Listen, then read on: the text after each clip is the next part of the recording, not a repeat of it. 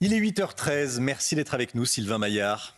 Bonjour. Romain Desarbres. Bonjour, merci d'être avec nous pour cette grande interview sur CNews et sur Europe 1, députés Ensemble pour la République de Paris.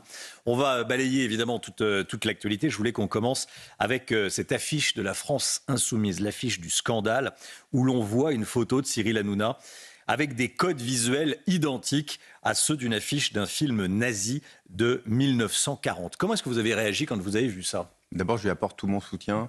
Je trouve que c'est odieux quand on dénonce l'antisémitisme qui existe au sein de la France insoumise. C'en est un exemple supplémentaire, donc il faut le condamner. Je rappelle que l'antisémitisme en France est un délit, c'est 1 an d'emprisonnement, 45 000 € d'amende, et donc que le procureur se saisisse de cette affiche et de fasse en sorte de punir, en tout cas de sanctionner lourdement ceux qui ont fait ce type d'affichage qui, au fond, ne traduisent que des relents antisémites. Et ceux qui essayent de le nier, je crois, sont en train de nous faire beaucoup de mal à l'Union nationale. Alors justement, Jean-Luc Mélenchon dit attendez, on ne peut pas demander sa religion à tout le monde. Lâchez-nous avec ça.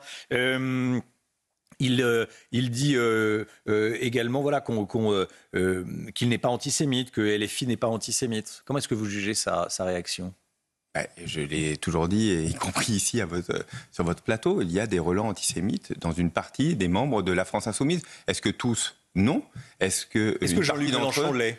En tout cas, il n'a jamais été condamné pour ça. On voit bien qu'il frise sur la limite pour ne pas être condamné. D'ailleurs, ils sont tous relativement bien organisés pour savoir ce qu'il faut faire, ce qu'il ne faut pas faire. Quand j'ai porté la résolution pour qualifier C'est-à-dire, vous pensez qu'ils le sont, mais qu'ils savent parfaitement ce qu'il ne faut pas dire pour ne pas être accusés. Ils veulent parler à une clientèle électorale qu'ils estiment, eux, à des relents antisémites. Quelle clientèle électorale ? Une clientèle électorale, souvent de banlieue, de communautaires, qui pourraient être tentés par une volonté, une aide de ce qu'ils sont parfois antisémites. Moi, ce que j'ai dit quand j'ai porté la résolution en 2019 sur l'antisionisme, en disant, quand vous dites, d'ailleurs on l'a pu l'entendre, sale sioniste de merde, devant les tribunaux, vous n'étiez pas forcément condamné. Nous avons dit que l'antisionisme est une forme d'antisémitisme. Bon, là, j'ai eu des cris d'orfraie, c'est pas possible, on peut pas continuer. On le voit bien, la réalité, s'il y a différents masques, le masque de l'antisémitisme, il existe depuis longtemps, depuis le XIVe siècle, il se réinvente, et il se réinvente aussi par LFI. Emmanuel Macron avait commis une erreur en refusant de se rendre à la grande marche contre l'antisémitisme après le 7 octobre. Avec le recul. Ça a été le choix, non pas de dire que la place du président de la République n'était pas forcément dans une manifestation. Je me souviens des discussions que j'ai pu avoir avec lui à ce moment-là. Évidemment, il était solidaire de cette grande marche. On était très heureux. On avait compris qu'il ne voulait froisser personne.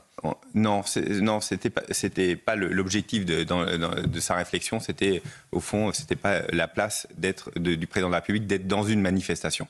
Voilà. Après, on peut en tirer les conséquences. En tout cas, il a été tout à fait solidaire de cette grande manifestation et à nos côtés pour se battre contre l'antisémitisme. Sylvain Maillard, député Ensemble pour la République de Paris, invité de la grande interview CNews Europe 1 sur la Russie et l'Ukraine. Les négociations sont en cours pour obtenir la fin de la guerre en Ukraine. On n'y est pas, mais ça s'active. Emmanuel Macron pointe la menace russe. Qu'est-ce que vous craignez précisément de la part de la Russie ?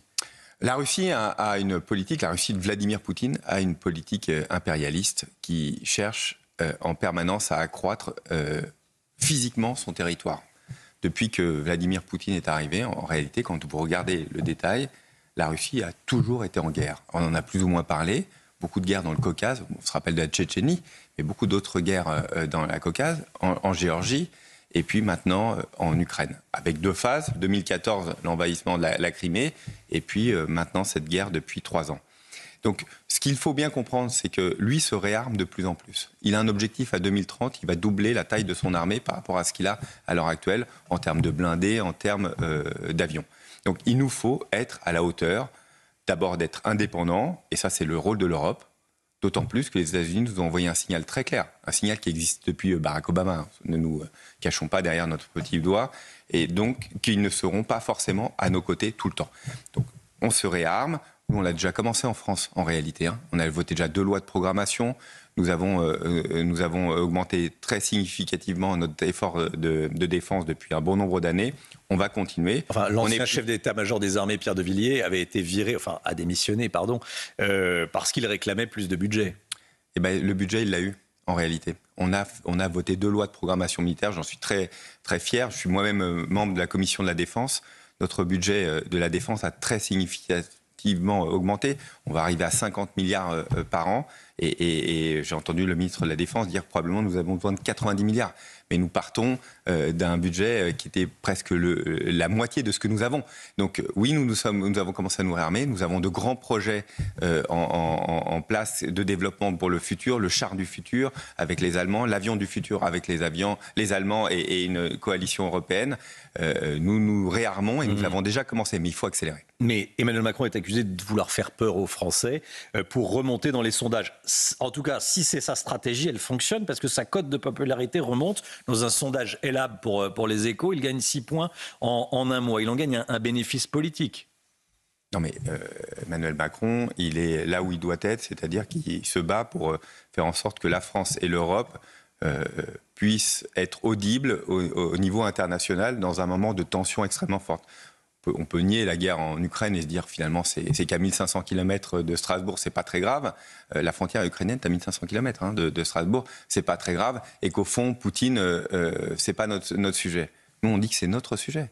Et que c'est très grave pour l'Europe ce qui est en train de se passer depuis 3 ans. Et que nous devons accepter que les temps sont plus durs, que la France, comme le reste de l'Europe, doit faire sa part pour se protéger.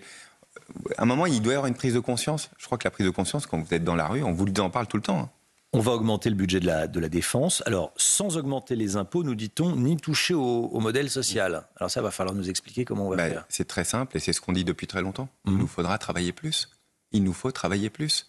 Et réduire les dépenses publiques. Il faut faire, bien sûr, c'est ce qui est déjà assez fortement dans le budget qui est passé, que nous avons voté avec grande difficulté. Mais il faudra aller plus loin, ça c'est certain. Mais c'est pas ça l'ordre d'idée, Romain Desarmes. Il nous faut travailler plus pour ceux qui le peuvent. C'est tout simple. Nous sommes dans le monde, nous ne travaillons pas suffisamment par rapport au reste. Je sais que c'est très impopulaire ce que je suis en train de dire, mais c'est la réalité. Nous commençons à travailler en France plus tard que les autres et nous finissons plus tôt que les autres. Et tout au long de la vie, parce que nous avons un chômage un peu plus important, même si c'est bien réduit, nous ne travaillons pas collectivement suffisamment. Il y en a qui ne peuvent pas. Il faut les protéger. Ça veut dire quoi ? Mais ceux qui le peuvent, il faudra qu'ils travaillent plus. Ça veut dire que des gens pourraient travailler, sont dans l'âge de travailler et ne travaillent pas. Vous voulez remettre des gens au travail. Bien sûr. Et ceux qui sont en poste travailleront plus sur un an, c'est ça ? C'est pas forcément sur l'année. Il faut qu'en tout cas on ait une masse de travail plus importante tout au long de la vie. Oui, mais très concrètement, une fois qu'on a dit ça. Ça dépend de votre situation. Il y en a qui ont des périodes de chômage compliquées. Comment faire pour encore plus les accompagner pour qu'ils reprennent du travail ? Ou bien, par exemple, nous portons la réforme de l'assurance chômage. Nous pensons que l'assurance chômage est encore trop protectrice ou bien n'est pas assez incitative à reprendre du travail. Donc, par exemple, je donne un autre exemple. Les saisonniers en France, un saisonnier ne fait plus 2 saisons. Moi, quand j'étais plus jeune, on faisait 2 saisons. Ils font plus de 2 saisons. Il y a toute une organisation où nous devons collectivement, quand nous le pouvons. Il y en a qui ne peuvent pas. Il faut l'entendre, il faut les accompagner. Mais ceux qui ne peuvent doivent travailler plus. Je sais que c'est très impopulaire de le dire, mais c'est de la réalité du monde du XXIe siècle. Sylvain Maillard, député Ensemble pour la République de Paris, invité de CNews et d'Europe 1. Je voulais vous entendre sur ce qu'a dit la ministre des Sports mercredi au Sénat. Elle a dit que le port du voile islamique dans le sport n'était pas de l'entrisme. Est-ce que vous êtes sur cette ligne ou pas ?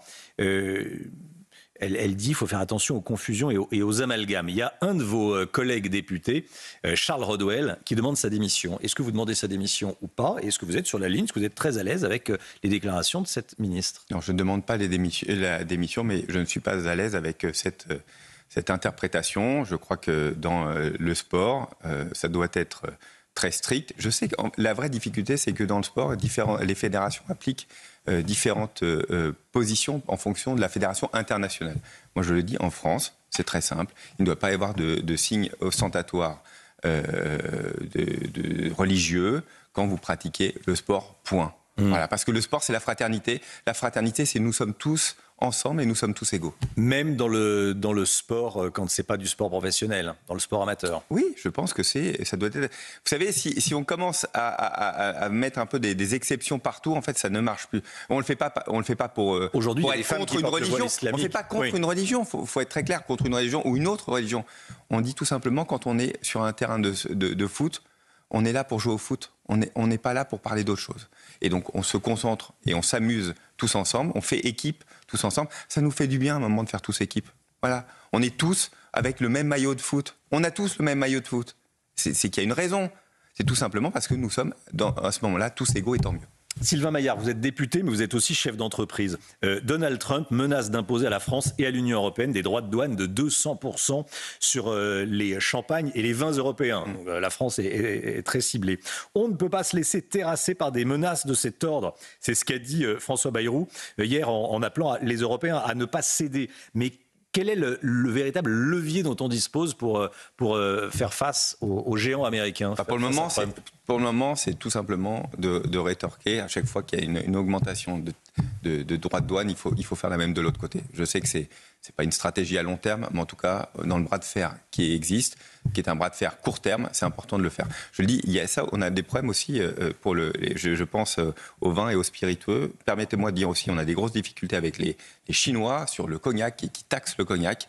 J'en parle à l'antenne parce que je trouve qu'on n'en parle pas suffisamment. C'est 40 000 emplois dans la région de Cognac qui sont menacés.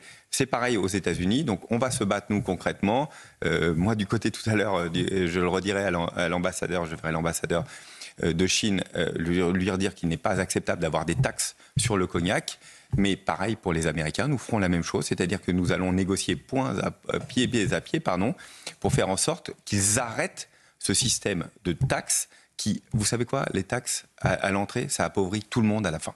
Donc ça fait perdre de l'emploi pour tout le monde, ça appauvrit tout le monde, mais nous ne le laisserons pas faire en Europe. Hier matin, l'écrivain Alexandre Jardin et Pierre Chasseret de 40 millions d'automobilistes annonçaient sur CNews qu'ils lançaient une grande pétition sur le site de l'Assemblée nationale pour atteindre plus de 100 000 signatures et obtenir qu'une proposition de loi soit examinée à l'Assemblée pour abroger les ZFE, les zones à faible émission. Ces zones où les voitures les plus polluantes, on va dire, sont interdites. Il parle d'une exclusion sociale. Marine Le Pen parlait même, hier matin sur ce plateau, d'apartheid social. Est-ce que vous vous êtes trompé avec les ZFE ? Moi, j'ai écouté Alexandre Jardin, nous nous sommes rencontrés, nous avons parlé, il m'en parle depuis très longtemps. Lui, c'est un mouvement, ce qu'il appelle le mouvement des gueux. Depuis plusieurs semaines. Il dit qu'on veut chasser les pauvres des centres-villes. M'alerte, entre autres moi, mais évidemment d'autres, sur cette vraie difficulté, d'autant plus que moi je suis député de Paris, donc au fond, il part du principe que c'est aussi, surtout à des gens comme moi, qu'il faut alerter. Oui.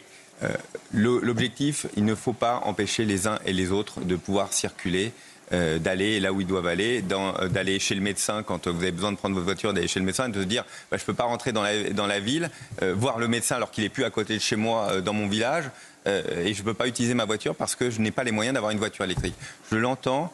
Je pense qu'il faut apporter une réponse. C'est pas si simple parce que moi je suis parisien. Vous savez, j'ai pas envie. Moi j'élève mes enfants comme beaucoup de Parisiens. On élève nos enfants qui vont à l'école, qui jouent dans la cour, qui sont dans la rue et on a envie d'avoir un air pur nous aussi. On a envie aussi que on fasse attention aussi nous à nos enfants. Donc il faut trouver un équilibre. Donc les ZFE, vous les abrogez pas. Il faut trouver un équilibre. Moi je suis vraiment pour qu'on puisse accompagner beaucoup plus la transition des mobilités. Regardons ce que nous devons faire. J'entends le cri, il faut y répondre. Entendez aussi ceux qui habitent dans les villes et qui veulent élever leurs enfants et vivre dans un air un peu plus pur. Paris, Lyon, Marseille, les 3 plus grandes villes de France ont un mode de scrutin différent des autres communes. Vous voulez réformer la fameuse loi PLM, Paris, Lyon, Marseille. C'est votre cheval de bataille, ça sera débattu début avril à l'Assemblée nationale. Pourquoi est-ce que c'est essentiel de changer le mode de scrutin dans les grandes villes ? Quel est le problème de votre point de vue ? D'abord, on a un mode de scrutin dans ces 3 villes, c'est 10% des électeurs en France. un mode de scrutin qui a été inventé par Gaston Defferre en 1982 pour gagner Marseille. Ancien maire de Marseille. Alors qu'il était minoritaire. Hein. C'est comme ça que ça s'est passé. En fait, c'est un mode de scrutin qui a divisé profondément dans la gouvernance, quelle que soit la couleur politique, nos 3 villes, avec les mairies qui vous élisent, les mairies d'arrondissement qui vous élisent, et puis les autres qui sont dans l'opposition. Du coup, vous en occupez Les électeurs élisent leur maire d'arrondissement qui ensuite élisent le maire. Exactement. Voilà. Donc vous avez des lignes de fracture au milieu des villes et qui font que le maire en place s'occupe plutôt des siens plutôt que des autres. Et ça gêne, c'est très grave, je trouve, pour la gouvernance de ces 3 villes. Donc nous proposons une chose assez simple, et j'ai porté un texte de loi avec mon collègue David Amiel dessus, en disant, écoutez, c'est très simple, faisons les mêmes élections que partout dans le reste de la France. On garde les mairies d'arrondissement parce que c'est important, ça fait partie de notre patrimoine, avec une urne, et une autre urne pour le maire de Paris, de Lyon et de Marseille. Un habitant, un Parisien égale une voix, un Lyonnais égale une voix, un Marseillais égale une voix. Et ça veut dire que vous changeriez les règles d'élection à 1 an des municipales? Oui, on a commencé déjà le débat parlementaire, en fait. Le texte est déposé depuis le mois d'octobre et moi, j'y travaille depuis un peu plus de 2 ans. Nous voulons le faire d'ici au plus tard le mois de juin, que le Conseil constitutionnel se prononce définitivement pour sécuriser tout le monde. Et puis, ça s'appliquera dès l'année prochaine pour les élections dans ces 3 villes. Sylvain Maillard, député Ensemble pour la République de Paris, était l'invité de la grande interview CNews Europe 1. Merci monsieur le député, bonne journée, à bientôt. À bientôt.